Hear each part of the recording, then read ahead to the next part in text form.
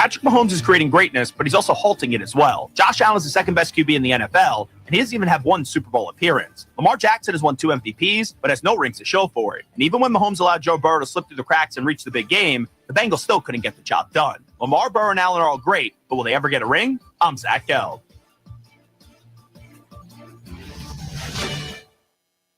What's up, football fans? BetMGM is giving you the chance to win up to $250,000 in bonus bets. It's all part of BetMGM's longest touchdown jackpot, where you could be able to split the grand prize with anyone else who bet on the longest touchdown of the week. It's easy to get started. Log into your BetMGM account today and opt into the promo. Then place an anytime touchdown wager of $10 or more on the player of your choice, up to one player per game. If your player scores the longest touchdown of the week, you'll win a share of the $250K.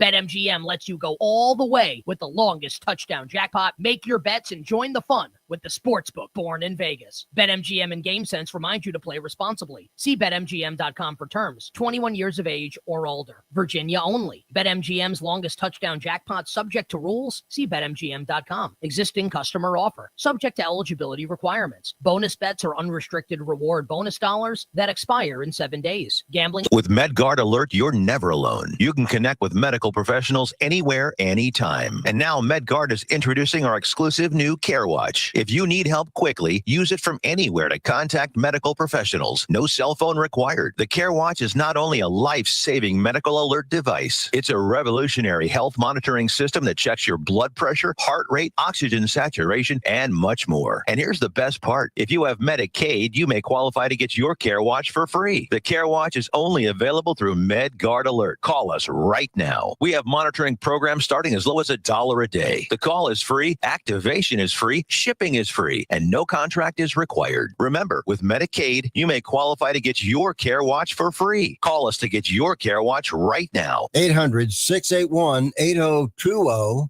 800-681-8020. 800-681-8020. That's 800-681-8020. Super Bowl 59 is set. It's going to be the Kansas City Chiefs taking on the Philadelphia Eagles. And we will have it all for you on the Virginia Talk Radio Network. Coverage starts at 5 p.m. for the Super Bowl Megacast. You can catch special pregame coverage at 2 p.m. on VTRN Sports as well. Super Bowl 59 between the Kansas City Chiefs and the Philadelphia Eagles. Coverage starts at 5 p.m. on the Virginia Talk Radio Network, plus streaming live on the VTRN Sports app.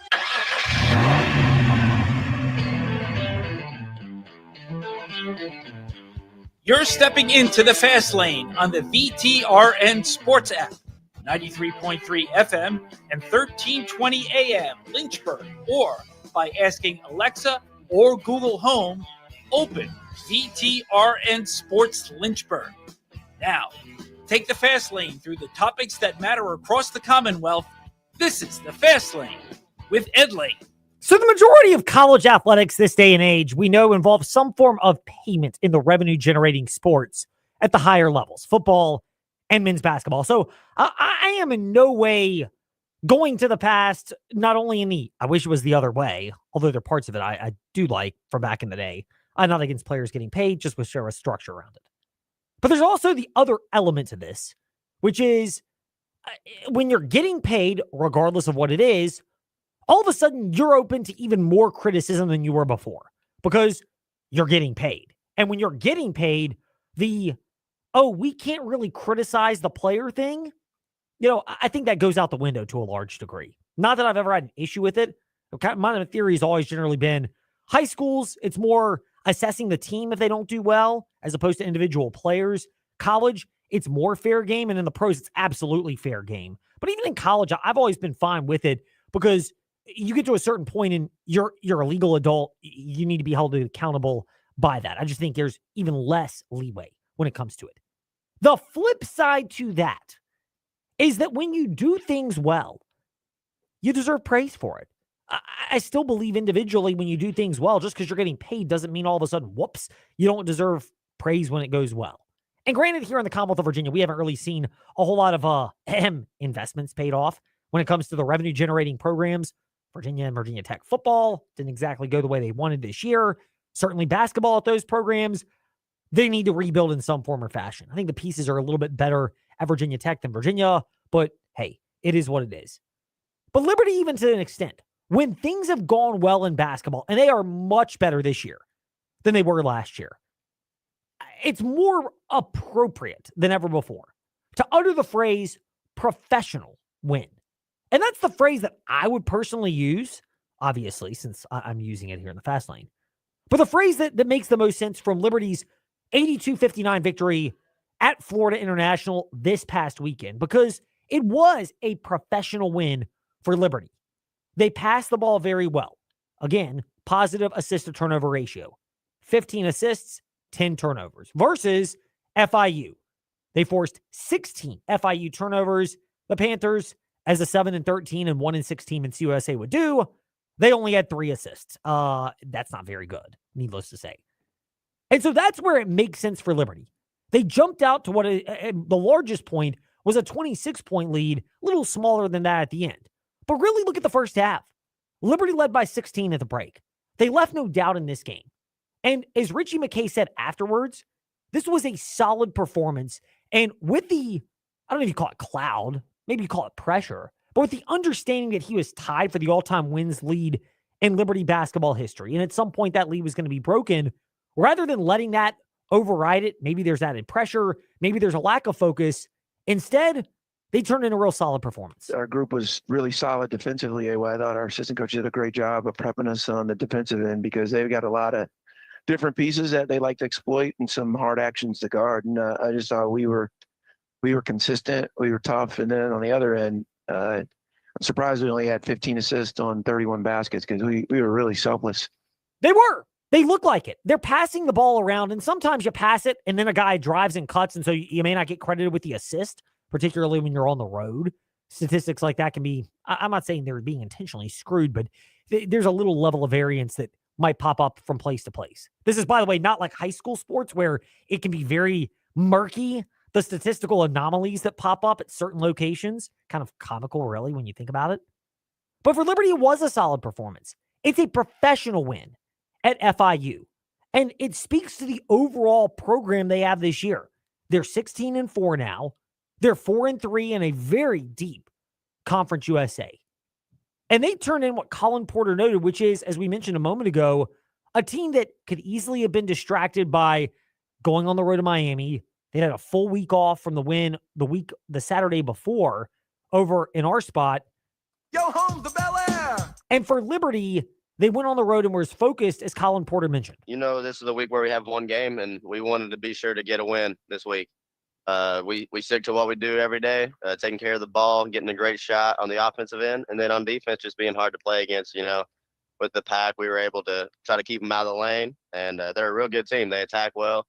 They create turnovers, get out and transition and run. So we just had to do what we do every day, and we got the desired outcome. You mentioned what Colin Porter said, if you're a Liberty fan, but it's and we've talked about the value he brings for Liberty, which is, I mean, we all know about him being, along with Caden Matheny, shorter guards, but the ability to keep the focus in the right spot for Liberty with all the new pieces there, that's the value they bring. You're giving up height, obviously, and maybe a little bit of skill defensively that just comes from not being as tall, but you gain some back because they got quick hands and great movement, and you gain a lot back because of their connectedness, which, yes, it's a buzzword. You know, it's kind of, there's certain buzzwords in basketball that go every year. And maybe this is a bigger one because you're talking about transfer portal impacting teams, Liberty with 7 transfers that came in. They lost a lot from last year's team, some to expired eligibility. I will say graduation because I have a lot of reason to believe that guys like Kyle Rode actually graduated. You kind of wonder about that in other schools or in other sports. But for Liberty, I think it's legitimate with some of those guys. But connectedness, it showed itself up in the product that the Flames put on the floor down in Miami on Saturday. I thought our group showed a level of connectivity that we had in the preseason. It's been a little harder in conference play. But given the runway up into this game, because we had 3 or 4 guys miss practice, and some staff was sick. So I think it was a total team effort, and really pleased. And part of the reason why, if you're a Flames fan, just take a moment and be pleased with what they're doing right now. They're not at the top of Conference USA, but you can see tangible signs of progress and improvement from this team. they're finding their groove. Now, it'll get tougher this weekend, of course, back to more of a traditional 2-game slate, Thursday and Saturday, both on the road. But you see the fact that there's upside for one that they didn't have last year, just the raw athleticism, which is as crucial as anything. I mean, Trey used this phrase, I think it was yesterday in the morning warm-up, the X's and O's versus Jimmy's and Joe's phrase. I've used that multiple times. The Jimmy's and Joe's are better than the X's and O's, especially come playoff time, i.e. why, Goliath is still Goliath. In the NFC? No, I'm talking about Patrick Mahomes. Well, yes, he and Andy Reid are the Goliaths right now of the NFL. Remember, Caleb Weisinger, he's probably listening to this, did not think Patrick Mahomes was the best quarterback in the NFL. Boy, you are not letting go of that boat.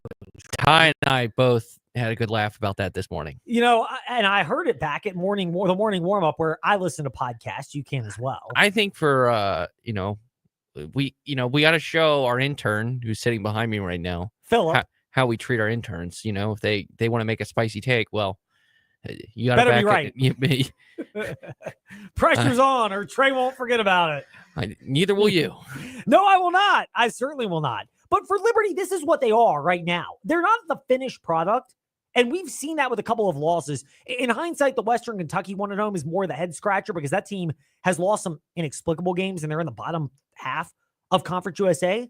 But the rest of them are relatively understandable for the Flames. They're not at the top at 4-3 in conference play, but when you're starting to see multiple games in a row, positive assist to turnover ratio, sharing the basketball, and frankly, understanding that FIU with the pack line defense, as great as FIU has been at driving to the basket and creating shots around the rim, one of the biggest weakness areas that they have is on the complete opposite side, which is they're not a good passing team.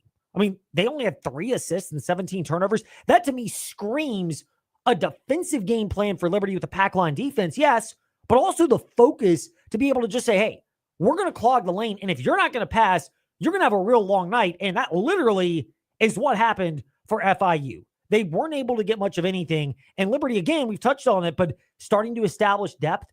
Xander Yates, 10 minutes. Gabriel McKay had 13. Decker had 8, and, yes, some of that came in, we'll call it garbage time. Ritchie McKay won't, but we will.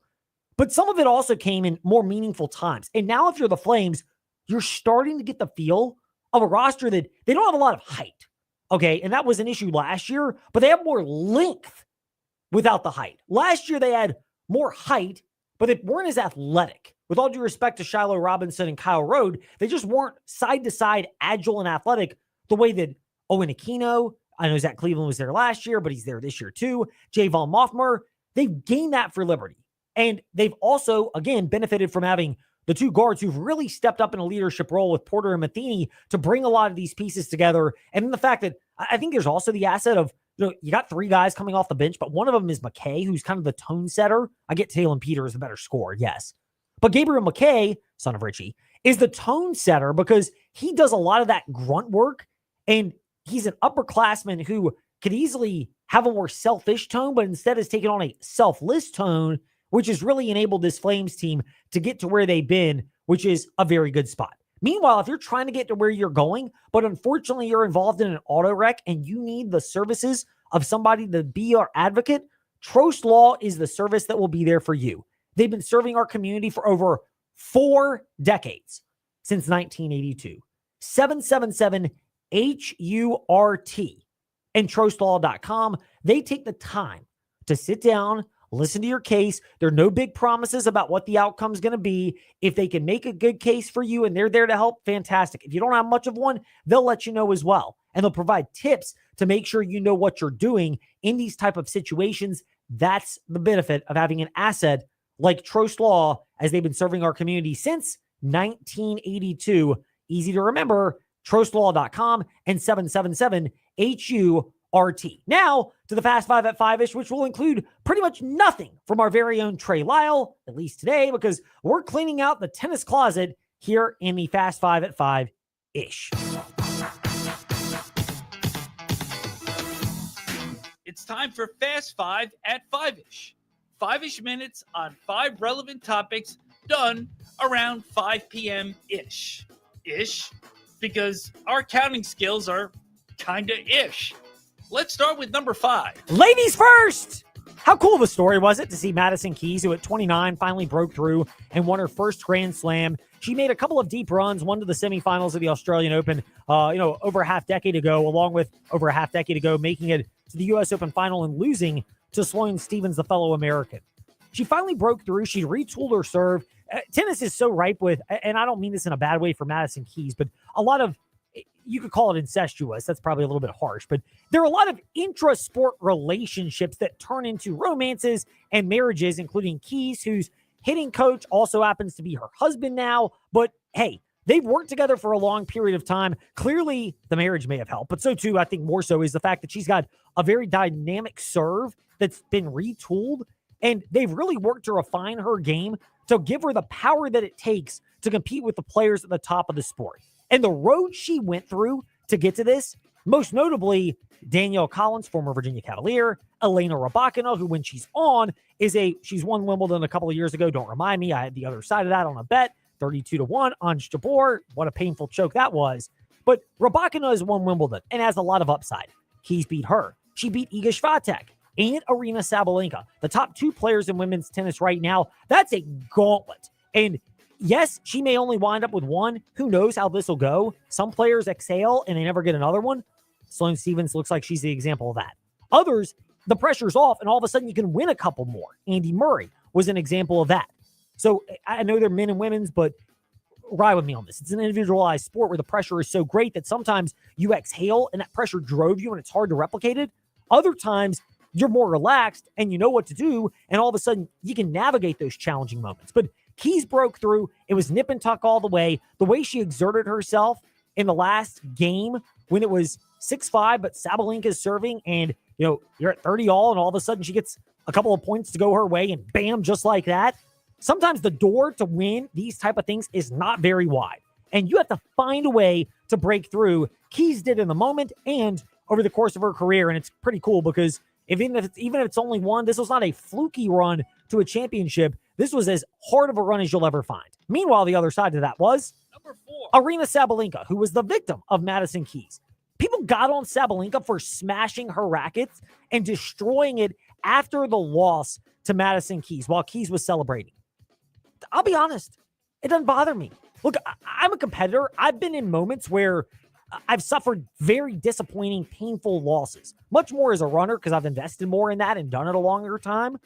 And sometimes you just need to let it out. Or as the spirit of our InsaneRadioDeals.com sale for the month of February goes, you'll find more about that. Let it go. Yes, there may be singing involved in the Please don't messages. sing right now. I will not. I'll let our listeners listen to the messages when they come up shortly on all Virginia Talk Radio Network platforms. But Sabalenka let it go, and she broke the racket. People call it unsportsmanlike. Look, the amount of pressure that's on these performers, even with the fact that you're allowed to coach them now, it's such an individualized sport. I'm cool with it. Look, it's not like she took it out on her opponent. Sabalenka was gracious to Madison Keys afterwards. She's got multiple championships. She'll be able to get back at it fine. If you never won one, it's so much harder to get over that hurdle. But once you've won one of these, all of a sudden, even if you've won one, but especially like Sabalenka, who's now won multiple, you lose, you know how to let it go, but you know how to also reset after defeat because there are going to be some of those as well. Number 3. Meanwhile, knowing how to let it go, well, the fans let it go to Alexander Sasha Zverev, who lost to Jannik Sinner in straight sets. And that was bad enough for Zverev. In the match itself, Zverev looked like he had no real fight. And, okay, just personal anecdote here. There are a lot of women who think this guy is really attractive, and maybe he is. But it goes to my 023 rule. 023 is other 23 hours. In other words, you may think he's attractive and you can enjoy an hour with him, if you know what I mean. But you have to remember there are 23 other hours you have to manage to live with this individual. And could you really handle him for the other 23 hours?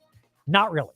And when it comes to tennis, he's proven consistently. French Open final last year, he had a 2-1 lead on Carlos Alcaraz and just totally wet the bed and got wiped off Roland Garros the last 2 sets. He did it again here, just a no-show. At this point, he is what he is. He's the guy that is as tantalizing as any from the looks, from the skill to the appeal. But it's got to be mental to get over the hurdle. And I'll also say this. If the allegations are true, 2 women have accused him of assault. A protester spoke out when the arena went silent as Zverev was about to receive the runner-up trophy. You know, if that's true, I think there's honestly a level of self-discipline to be able to restrain yourself when things don't go your way and control your temper. And Zverev has struggled with that on the court visibly. There's evidence of that going after officials and competitors. So you can go YouTube Zverev's temper issues on the court. But if it's also off the court, it also makes you wonder where the mental toughness is when the going really gets tough in a match. And Zverev clearly has shown he just does not have that particular component of his game worked out. Meanwhile, on to number 2. The other side to that was not just Jannik Sinner getting the victory. He's the gold standard, by the way, right now on clay courts or on hard courts. He's won the last 3 hard courts, the Australian Open last year, US Open last year, and the Australian Open this year. He's clearly the gold standard there. And if he was not injured at Wimbledon, maybe he gives Alcaraz a run for his money, which Djokovic should never do. More on that in a moment. But Zverev, the other side, was in the runner-up presentation, that woman spoke out against the 2 women that are reportedly had accused Sasha Zverev of assaulting him. If you go back and read the details, both women have multiple instances of this happening. Multiple women, multiple instances. It's not like Deshaun Watson where I stopped counting at 13 and he got up to like 26 or whatever it was. But you start to add more, you'll lose the benefit of the doubt when you add more people coming after you. And Zverev, combine that with his temper issues on the court, I don't know if I give the guy the benefit of the doubt or not. Meanwhile, number 1. We mentioned Jannik Sinner being the gold standard right now. Some would say in all of tennis. I'd still believe Alcaraz gets some of that nod as well. Because while Alcaraz has flamed out in the quarterfinals, he did in the U.S. Open and he did in the Australian Open. And I think the Australian Open one was worse because Djokovic was clearly injured. And Alcaraz, let's be real here. If Alcaraz has a better game plan and makes some adjustments in match, he probably drives Djokovic to a 5th set, at which point either Djokovic is just wounded and gets beat out, or Djokovic taps out like he did to Zverev in the semifinals. But right now, it's Sinner and Alcaraz. A slight nod to Sinner, yes, but Sinner never was healthy for Wimbledon to give Alcaraz a run for his money there. And right now, Alcaraz on the natural surfaces, clay and grass, has 3 of the last 4 championships and a semifinal loss in 2023 at the French Open to Novak Djokovic, who I believe at this point for Djokovic, it's very simple. As talented as the guy is, he's the best men's tennis player of all time. Sorry to Federer fans out there who love the grace of Federer. Sorry to Nadal fans who love the tenaciousness. But Djokovic was better than both of them. He owned both of them on non-Roland Garros surfaces, and he owned Federer everywhere. Federer never won a best of 5 match Grand Slam after 2012 against Djokovic. And the only place that Nadal had success against Djokovic was at Roland Garros. And even Djokovic beat him there a couple of times with that. But Djokovic winning the Olympic gold last year, why that was so big is not just because it was the one thing that eluded him in his career. He's now got one. But it's also because it was best 2 of 3. He could redline it during that. I just don't think that's possible right now. The older you get, the harder it is for your body to recover. So you can play grueling matches or even just challenging matches. But over the course of 2 weeks and best 3 out of 5 tennis, it's a lot harder to budget the body, even in a way Djokovic has.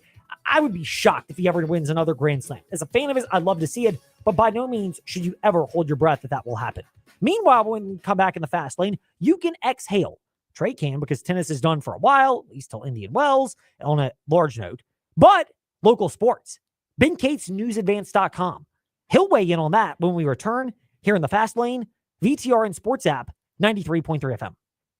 Selection, value, finance options, and exceptional service. Why start anywhere else? It's all in one location at the Used Car Superstore on the Sheeler Motor Mile. And with straightforward pricing and inventory arriving daily, there's no reason to start anywhere else than the Motor Mile. Volume selling means volume pricing, and we've got the volume. The Used Car Superstore is your one stop for most makes and models. Cars, trucks, vans, SUVs, many have miles in the teens, remaining factory warranties, and some are even local one-owner vehicles. Shop over 900 used vehicles in stock now, more than any other dealer in the area. Sheeler owns the finance company, so getting approved for credit is easy on the Motor Mile. With financing options for every budget, you're a valued customer and not just a number on the Motor Mile. The Used Car Superstore on the Sheeler Motor Mile, your premier family-owned car dealer serving Southwest Virginia and surrounding areas for 50 years. I-81 exit 118C in Christiansburg. Call 866-SHEELER1. Always open at Sheeler.com. And we're excited to welcome Honda and Hyundai to the Motor Mile family. Why start anywhere else? else. At Three Roads Brewing, we're a fabric of historic downtown Lynchburg. We brew community. Each month, Three Roads Brewing partners with a local nonprofit.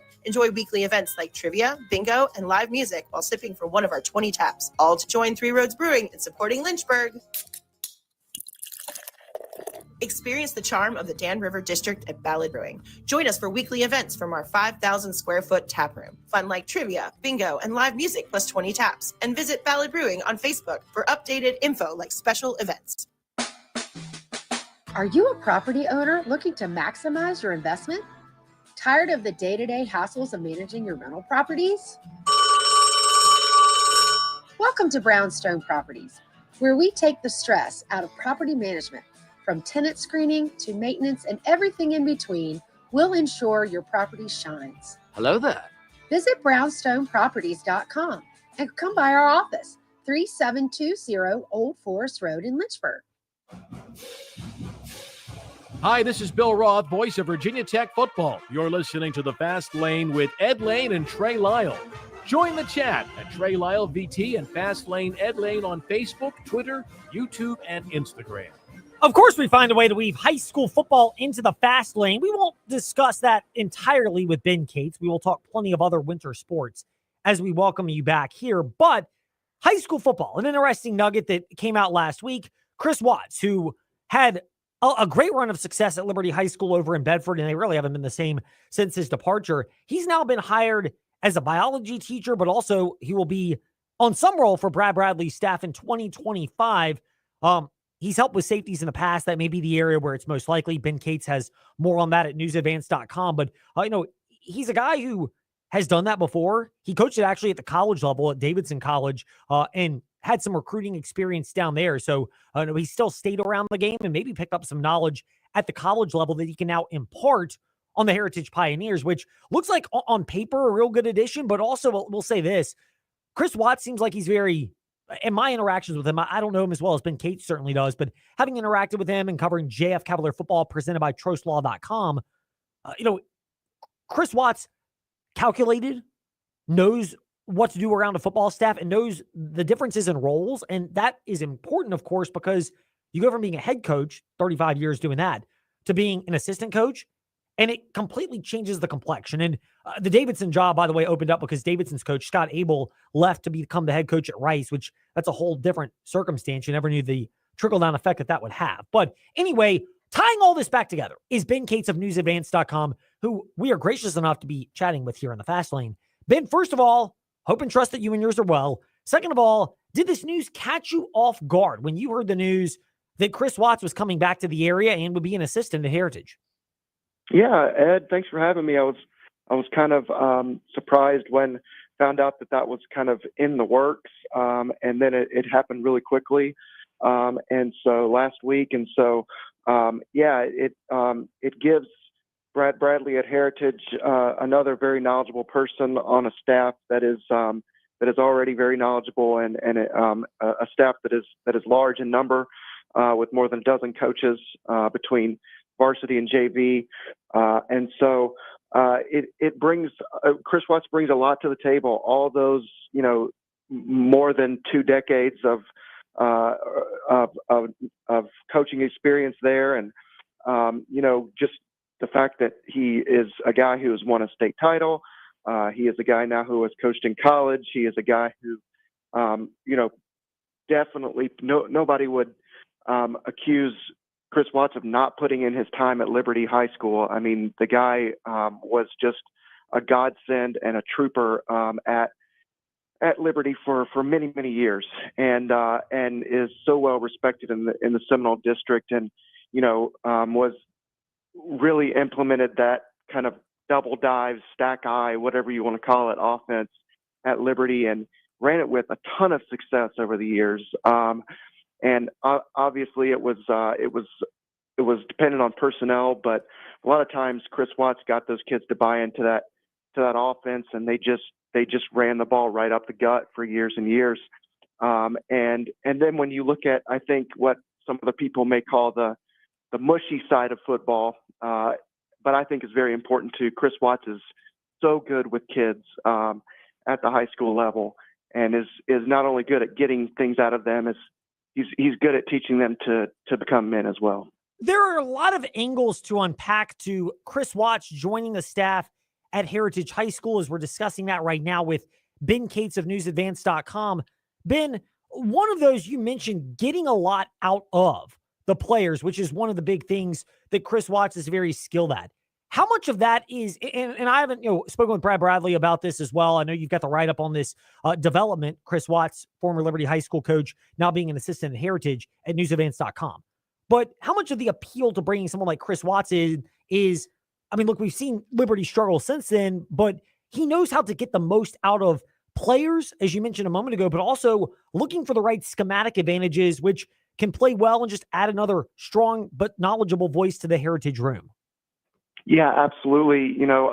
Brad Bradley's kind of joking around, and he said, we will not be running the double dive. It's such an offense. Brad's a spread run guy, but it's such an offense that takes a long time to learn.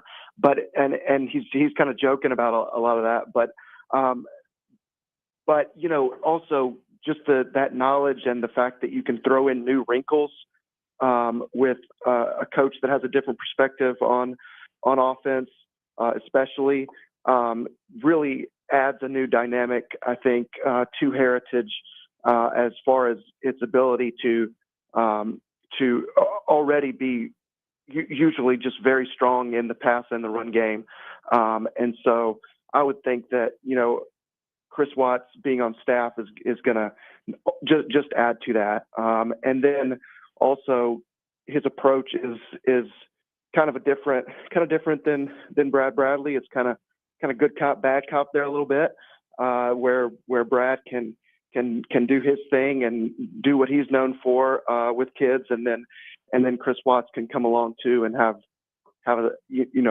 be a mentor in that regard. So I think it's a win-win for Heritage, and anytime that you have a guy with that much experience, like Brad said, you're going to snatch him up real quick. Yeah, I mean, you get a chance to add that. It's very difficult, but you mentioned the good cop, bad cop. I'll also say this: Brad Bradley is known for being, I'll just say, assertive as a coach. I think everybody knows that it's his program at Heritage, and his personality kind of conveys that. But people also talk about Brad Bradley and the fact that his assistants seem to stick around for a fairly long period of time. How much is that a selling point for Chris Watts coming to Heritage? And also the fact that people know that, but for as assertive as Brad Bradley is, he may be loyal to a fault in a really good way.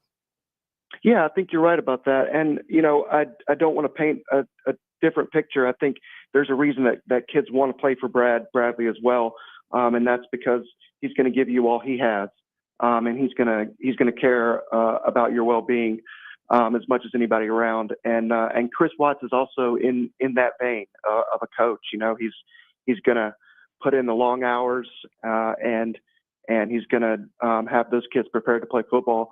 And that's why it's a good development in that regard. It is. It's a real cool story to see Chris Watts from Liberty High School down to Davidson, now back in the area as an assistant coach at Heritage, and a lot of knowledge for the Heritage Pioneers as they look to take a step forward in Class 3 football this coming fall. We'll have more time, obviously, to look at the football season, which is why we get to pivot over to basketball right now. An interesting week on the hardwood last week. We'll start with the ladies' side of high school basketball. We previewed what was expected to be a big showdown, Stanton River at Liberty in girls basketball. And as great of a year as the Liberty Minutemen have had, Stanton River really stifled and dominated them from the get-go. How much of that, and you wrote about this at newsadvance.com as well, but how much of that dominating 64-33 Stanton River win at Liberty maybe was fueled by the fact that Stanton River was coming off a pretty disappointing loss to William Fleming the night before? Yeah, a couple of really interesting developments in that game. It was a game that a lot of people were looking forward to. Two really, really good teams that are poised for big postseason runs, and we talked about that. But yeah, very interesting on both sides in that one. Liberty players really pushed through some stomach bugs and some issues that they had on that team that night, and were just a step or two slow and affected by all those things. But then also Stanton River, man, came in and they were not happy by the way they felt like they were treated at William Fleming when they got blown out the night before, and so they came in with a lot of fire and a lot of determination and a lot of passion. And you anytime that you feel slighted, I mean, you're obviously want to get back at that opponent, but you're going to take the next person on your schedule if that's what it takes. Yeah. And to get back, and that's what Stanton River did, and just came out really hot and performed really well. Yeah, I mean, you saw what Stanton River did, and I mean, look, they're developing quite the nice little rivalry there, Stanton River and Liberty, particularly in girls basketball, and imagine that would be fuel and motivation for both of them as we go forward for the remainder of the season. Ben, pivoting off of girls basketball and over to the boys side of things, we touched on the big rivalry matchup last week, Stanton River and Liberty, which you mentioned all the factors that contributed to the blowout win for Stanton River. EC Glass, they got a big victory at Jefferson Forest. Shooting was a big part of it. They also had a very suffocating defensive performance. How much of their performance as well was fueled by, we mentioned it earlier, but they come off the odd delay from the Heritage game, but also the last time they've been playing was that loss to LCA. Yeah, good point there too. I think anytime that for the most part, anytime that EC Glass is coming off a loss, you have to, if you're the next team on the schedule, you have to be like, man, I don't really want to play them. It's kind of like Duke. When Duke loses, you don't want to be the next person on the schedule because bad things usually happen. But yeah, good kind of get back there for Glass, and it's a big week coming up for a lot of schools in the area too. Glass is one of them. Heritage has a few really good games coming up this week. One against Gretna, Gretna's playing really good on the boys' side, and it'll be an interesting week. It's been interesting the past few weeks, especially with that Glass Heritage game, being postponed, and so I think teams are looking. Both of those teams are looking to that game, but you can't look past this week as well because this is kind of one of those critical weeks where you play 2 or 3 times. It is one of those crucial weeks as well. And, you mentioned not wanting to be a team that faces someone coming off of a loss. Is it okay to say poor Amherst? They've had a rough season and now they get LCA coming off that surprising loss at Jefferson Forest last week. Yeah, good win for Jefferson Forest. I don't want to diminish that at all. That was, LCA's coming in one of the top teams in the area. And yeah, you don't really, I think anytime that you are a team like LCA and you are now after a loss, you're going to face a team that hasn't had too much success in the win column this year. You're going to be like, all right, guys, let's get back to form. And this is your chance to do it. Yeah, you get a lot of an opportunity to get that. And that's what will happen this evening.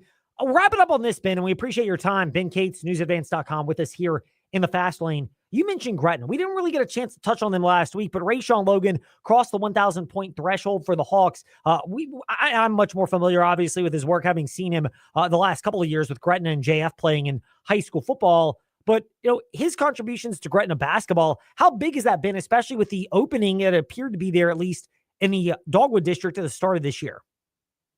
Yeah, he's been excellent. I think your listeners will have a chance, if as much as our audience overlaps, we'll have a chance to read more about Rayshawn this coming week from Bryson Gordon, my colleague. But he's been excellent. He's to come straight out of football and to put up the kind of numbers that he did at quarterback in his first real full season at quarterback was sensational. And then to not miss a beat and go straight into basketball season and, be scoring double digits every night. I mean, he's been remarkable. And I don't think you can say enough good things about what that kid has done at that school. Gretna is a school that kind of like William Campbell, one of those smaller schools that always seems to turn out athletes, but he's a good one for sure. Ben, can I backtrack and pivot because it's time for me to get my usher on here in the Fast Lane and make the confession that I totally dropped the ball and forgot to ask you about the big victory that came, not just the victory for JF against LCA, but more importantly, the ramifications for the Jefferson Forest side with Coach Collins getting his 300th career victory there. Yeah, absolutely. That's a huge kind of thing, that development there, and we will also be discussing that in some length this week with Coach Monroe, just he has always, we've talked about kind of going around the Seminole with Liberty. He was the guy who spent a long time at Liberty High School as well, and coming into Jefferson Forest has done, I think, a remarkable job, especially coming off of last year and state tournament run, and then to have a younger team this year, and to still be finding success and find a way to get younger kids to win. He's been sensational. And we will have to ask you about that once the article is out at newsadvance.com. That's what we call a professional tease from Ben Gates here in the Fast Lane. Ben, thank you for rescuing us at the very end with that question that we failed to ask earlier on Jeff Monroe getting win number 300 as Jefferson Forest boys basketball coach. And more importantly, thank you for all the insight you continue to share with us here in the Fast Lane. Thank you. I appreciate you guys. Ben Gates, newsadvance.com, with us here in the Fast Lane. When we return, it'll be a chance for us to get into the weeds. Virginia Cavaliers and Washington Commanders, most notably the Commanders, maybe a little into the weeds on fan feedback, but the Washington Commanders, there's a fine line between, well, a quote that came out from my brother to my cousin at a casino. I'll reference and explain next here in the Fast Lane. We're here with Colt from We Fix Stupid Computers. Colt, to go along with your residential or individual walk-in services that you offer, you also do a lot of business IT support. How about you discuss that, and what specifically do you do to help businesses in the area? We see a lot of that. Small to medium-sized businesses, they still have their IT projects. They still need resources to help them within their office and for remote users. And so we'll step in and fill in the gap where we do a lot of projects for them, help them manage their resources, their budgets, and get their technology under control. Colt, how can these people reach out to you to assess their IT needs? Call us. Our number is 434-525-8590. Our website, wefixstupidcomputers.com. We're on Facebook, and our office is here locally, 14690 Forest Road, right next to Scott's Cabinet on 221. It's time for the annual Volkswagen Sign and Drive event going on now at Terry Volkswagen. During this event, Volkswagen throws out the best deals of the year. For example, right now you can lease a new 2024 Volkswagen Tiguan Wolfsburg Edition for only $389 per month, or a new VW Taos for only $299 a month.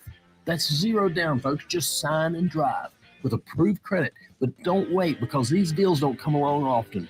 Come see us today at Terry Volkswagen, where we say you'll love our cars. Welcome to the Villas at Oakwood. Our stunning community offers spacious, modern villas with top-of-the-line amenities. Enjoy views of the Peaks of Otter from your patio home. Connect with neighbors at our exclusive clubhouse. Discover your dream home today. Experience the maintenance-free lifestyle you deserve. Visit us just behind Bedford Memorial Hospital. Online at oakwoodvillas.com. Or just contact Robin Lee Sage, 434-238-4477. Your home is more than just walls and windows. It's where life happens. And at Right Choice Construction, we get that. We're not just builders. We're fathers, mothers, neighbors, just like you. And every nail and every beam reflects our commitment to creating a place you're proud to live in. With Right Choice Construction, you're choosing a team that's been perfecting the art of building for years. So build with us, build with experience, build with quality, build with Right Choice. Step into the Fast Lane 24/7 at Trey Lyle VT and Fast Lane Ed Lane on Facebook, Twitter, Instagram, YouTube, and wherever you listen to podcasts. Now, back to the Fast Lane. So back in the day, my brother and I, along with other family members, we may have gone to a casino, shocker that, for my brother's bachelor party. And there were some strong-willed personalities at this bachelor party. And I would like to say when I'm around some of these people, especially when, certain beverages might have been involved. All of a sudden, my natural inclination is I'm just taking a backseat. Like I'm not asserting myself when I'm trying to rationalize with someone under the influence. Like it ain't going to happen because my feedback and thoughts will be rejected very quickly. And I turn very quickly into take out the trash and wanting the problem to disappear, as Kurt from Good Burger would remind us. Because that's what often happens. So anyway, we're sitting there at the blackjack table at the casino. And, everybody from the bachelor party had decided to gather around a table. And look, I'm the lowest buy-in guy imaginable. Like some of these people will bet, 50, 100-ish, per round. I'm like, I want the $10 table, maybe 15 if I'm feeling real frisky. I'm there just for entertainment's sake. As soon as I make a little bit of money, my theory is I've got $100 total. And if I make $100 back quickly, it's going in my pocket. So I'm walking out of there dead even, if nothing else. Good time. That's it. Very calculated. But anyway, we're at the blackjack table. Drinks may have already been consumed by certain people. And my cousin may or may not have been the one to whip out the cell phone and try to take pictures to commemorate the occasion. Now, if you've ever been to a blackjack table, one of the no-nos in a casino is when you're around the table, there is no use of a phone. And here's a shocker, with millions of dollars on the stake and oftentimes millions of dollars on the table, they have cameras everywhere in the casino, like everywhere in the casino. So we're there. Cousin whips out the phone. My brother, dude, what are you doing whipping out the phone? It's like, you're not allowed to do that. Oh, come on, D, said the cousin. And my brother, whose name begins with a D, goes, dude, it's the stupidest idea in the world. Cousin comes back at him. Come on, D, be bold, be daring. And my brother responds, and this is where it ended, dude, there's a difference between being bold and daring and just plain stupid. And whipping out the camera phone at the casino table is not bold and daring. It is just plain stupid. You might wonder why that has to do with this analogy that we're about to discuss here in the Fast Lane. Well, allow us to explain as we have a chance to get into the weeds. The haters say we get into the weeds. They may even say we get into the weed. smoke weed every day. Nah, we love getting into the weeds to discuss some cool sports details here in the Fast Lane. Of course we love getting into the weeds here in the Fast Lane. And there's a difference between being bold and being daring. And then just plain stupid. And the Washington Commanders have kind of towed that line throughout year one of the Dan Quinn era. And by and large, look, I'm fine with playing with passion and with a chip on your shoulder. I don't think it was totally without a chip on your shoulder in the Ron Rivera era, but throughout much of the Dan Snyder tenure, they were a team that was on the wrong side of the bold and daring versus just plain stupid debate about playing with aggression. Now you got Dan Quinn. He's a defensive-minded coach, much like his predecessor, actually, Ron Rivera. But Dan Quinn's a defensive-minded coach. The simplest explanation of defense versus offense in football that was explained to me is offense, it is for creative people. You're creating plays. You're drawing them up. You're trying to make these multiple parts all work together in a beautiful synchronized pattern. And then defense is just part of my language here, but blowing that ish up. That's really what it is on defense. It's just blowing that ish up. High risk, high reward. Oftentimes. Even if you're sitting back, it's just the destruction of what the offense is trying to do. Honestly, it was kind of like how Detroit had to play it with the injuries against Washington in that matchup. Like, Aaron Glenn probably turned it up to 10, but that's what they had to do. Yeah, but even you could be like Philadelphia, where they really don't like to bring a lot of blitz pressure. They didn't much at all against Jaden Daniels because Daniels is really good with that in his rookie season. And Fangio blitzed the most, and maybe it was because of injury or because they lost CJ Gardner-Johnson against, because he got got kicked out of the game, the Week 16 game. That was the most blitz they brought in any game all year, was that Week 16 game. And Washington was a team that all season long had towed the fine line. But It's the bold and daring versus just plain stupid. Philly is an example. Like, one of them that Washington can learn from is just the roster construction principle of Philadelphia. Because Philadelphia, by bringing forward and having such a good defensive front, with a volume of players that can get into the backfield against the run or the pass and create havoc, it allows the rest of that defense to be as aggressive as they were. And Washington committed 4 turnovers, 3 of them in meaningful time, 1 on special teams, 2 on offense. We'll throw out the Jaden Daniels fumble at the end to Quinyon Mitchell. Great play, but it was in garbage time. But Dan Quinn, who's ever-loving credit as a defensive guy, understood that the difference is, and this is where Washington wants to get, but the bold and daring versus plain stupid. Philly towed the line because they're bold and daring. We'll see if it holds up against Kansas City. That margin's a lot thinner against Mahomes, best quarterback right now in the NFL and a top 5 of all time. But I think that's top 3. Yeah, now. I was going to say top 2. I mean, top 2 of all time. But it's causing turnovers. Yes, and the only way to get into the plus, you got to create some too. And so we'll give Philadelphia credit. I didn't, they caused them. It wasn't a fumbled snap or something that was reckless in that way. They caused them. And so I'd be remiss if I didn't point out to, that's a good job by Fangio and their crew of creating the ball. And like we said, we knew both teams were at +6 after 2 games. So it was something we talked about a lot, to winning the turnover margin in this game. And so over 7 weeks, we've been, pretty complimentary in that spot. And this was our first time not doing that. It's a lesson for Washington. It's the fine line. By and large, the bold and daring versus just plain stupid. Washington was bold and daring. They did it the right way. But it's a lot harder against Philadelphia. The margin is so much thinner when you're at such a talent disadvantage. And ultimately, we've rehashed this and we don't want to get too much into it, but it was the 3rd turnover, the Oren Burks forced fumble on Austin Eckler at midfield, that Washington's down 11, trying to make it a 1-possession game. Instead, Philly forces the fumble, recovers, turns the next drive into a touchdown, and it becomes a 3-possession game. And, at that point, it was, as they say, curtains and drapes. But there's the other part to the Washington Commanders, and that is the difference between being bold and daring with your aggressiveness and just plain stupid.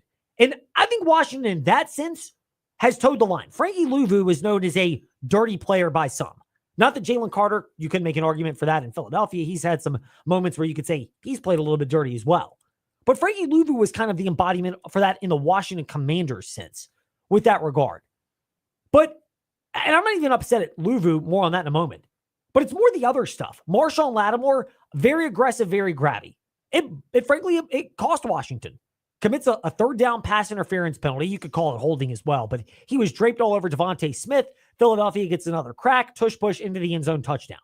Another one, 3rd down stop. Looked like they've pushed Saquon Barkley out of bounds. Instead, Mike Sanders still took the extra step, was a little aggressive, and Washington being that aggressive, they never backed up. All of a sudden, you keep plowing into Saquon Barkley, knock him down. Barkley may have sold it real well. And it's a 15-yard personal foul penalty. Drive continues. That was an issue for Washington the entire time. And Dan Quinn, to his credit, knows that that's one of the areas where they've got to fine-tune this offseason and heading into next year. Yeah, we want to find out all of those. And if there's ones to apply, for sure. And when you're in that space, you want to, okay, all there was the next series is kind of what we talked about. All there was the next one. And if you felt like you've been wronged and why did I, like a foul goes the other way, the thing should go yours. Like, there's no control over that. You're not going to change the call, with the referee being upset or pissed off about it into the next play isn't going to like, hey, you know what? They did make a mistake. Why don't we, use your argument?